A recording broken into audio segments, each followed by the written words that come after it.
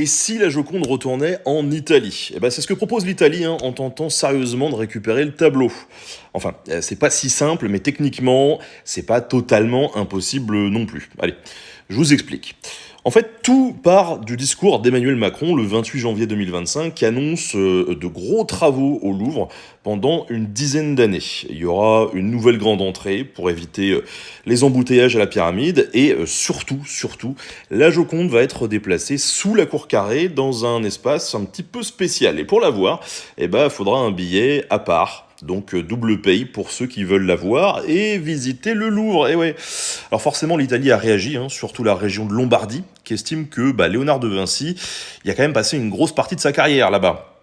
Donc il propose tout simplement d'accueillir la Joconde le temps des travaux en mode pré-temporaire. Voilà, pour eux c'est un peu le symbole de la culture et de l'art italien qui appartient au patrimoine mondial.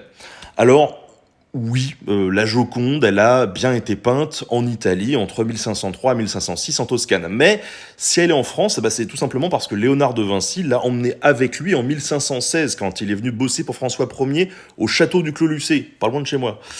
À sa mort en 1519, on a donc le roi qui l'a rachetée et depuis, elle fait partie des collections françaises. Et elle a rejoint le Louvre en 1797.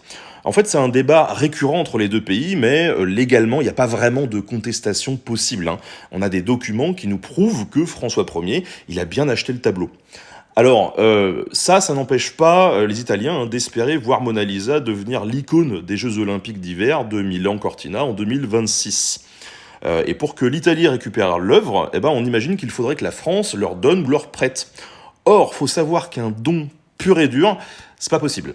En fait, il y a une loi en France qui interdit de vendre, de donner, de céder les œuvres des musées nationaux. En fait, c'est un principe d'inéliabilité. J'arrive à le dire. Alors, du coup, un prêt sur le long terme, est-ce que c'est possible ? C'est peu probable au vu de l'importance du tableau. La Joconde, c'est quand même une machine à cash avec près de 20 000 visiteurs par jour. Par contre, un prêt temporaire, en théorie, ça c'est jouable. On a les musées qui échangent régulièrement des tableaux pour des expos, mais encore une fois, là, on parle d'un tableau qui n'est pas un tableau lambda.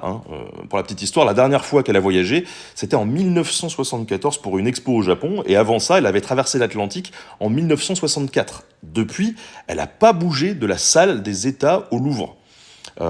Et donc on a beaucoup de personnes qui proposent de la déplacer depuis ce temps-là pour mieux la protéger ou la mettre en valeur au nom du patrimoine mondial. Mais la transporter, ça coûte quand même une fortune. En 2018, on a estimé qu'un simple trajet en France coûterait en fait entre 30 et 35 millions d'euros. Donc imaginez un